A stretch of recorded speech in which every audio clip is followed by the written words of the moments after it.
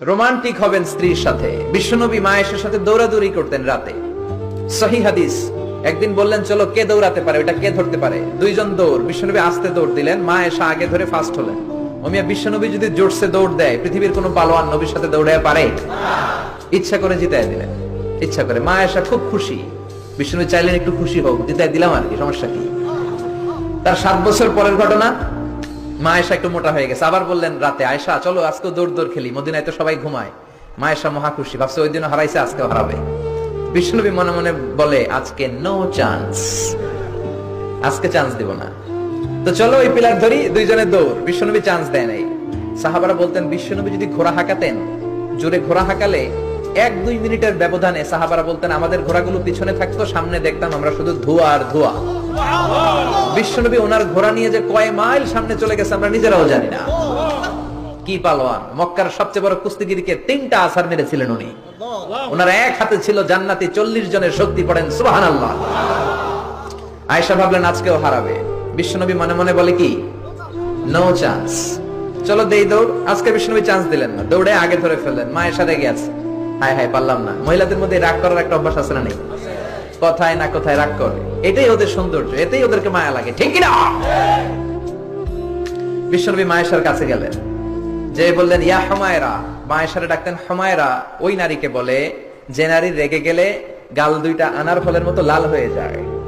যে বললেন হুমায়রা হাদিহি সাবকাতু বিতিলক, ওই যে 7 বছর আগে তুমি আমারে হারাইছিলা, আজকে তোমারে হারাইয়া ওটা শোধ নিয়ে নিলাম। আল্লাহু আকবার! কি প্রেম, কি প্রীতি, কি ভালোবাসা। এজন্য প্রতিদিন সকালবেলা ঘর থেকে বেরোয়ার আগে স্ত্রীকে বলবেন আই লাভ ইউ। কি বলবেন? বলবেন না? মুরব্বীরা মনে মনে কয় না, কইতাম না। বললেন বললে ভালোবাসা বাড়াই দিবে কে? স্ত্রীর প্রশংসা করবেন। নারীরা প্রশংসা শুনতে চায়। আপনি 1000 টাকা দিয়ে যেটা করতে পারবেন না, যদি বলেন তোমার রান্না মজা হয়েছে, তুমি অনেক সুন্দরী, দেখবেন সব কাজ পানির মতো সহজ।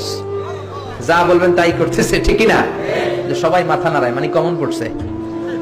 আজারি সাহেব যাই বলবে কমন করবে, ওটা মানতে হবে, ঘরে ঢুকাইতে হবে, সাথে করে নিয়ে যাইতে হবে। এই ওয়াজ আমার মায়েরা, যাদের কানে আপনার কাছে আমার মাইকের আওয়াজ যায়, আপনারাও স্বামীকে শ্রদ্ধা করবেন, ভালোবাসবেন। খাদিজার মতো, আয়েশার মতো ফ্যামিলিটা জান্নাত করে দিবে কে?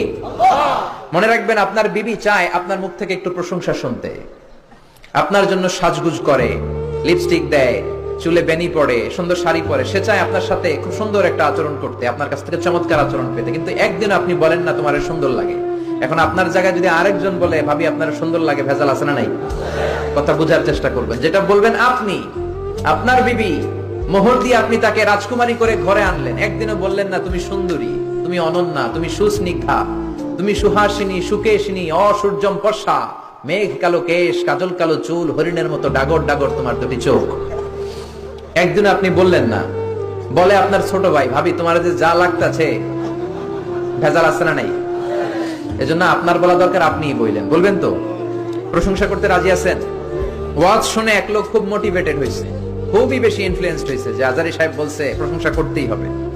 তো ওয়াজ শুনে বাড়িতে যাওয়ার পরে এই গল্পটা করে আমি তাফসীর শুরু করব। বাড়িতে যাওয়ার পরে খাবার খেতে শুরু করেছে, গরুর গোশত দিয়ে খাচ্ছে।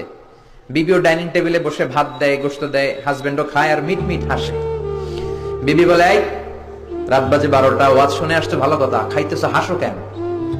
হাসো কেন? খবরদার বউয়ের সামনে কখনো মিটি মিটি হাসবেন না, ভেজাল আছে।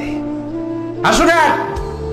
স্বামী বলে হাসি কারণ হচ্ছে তোমার গরুর গোশতটা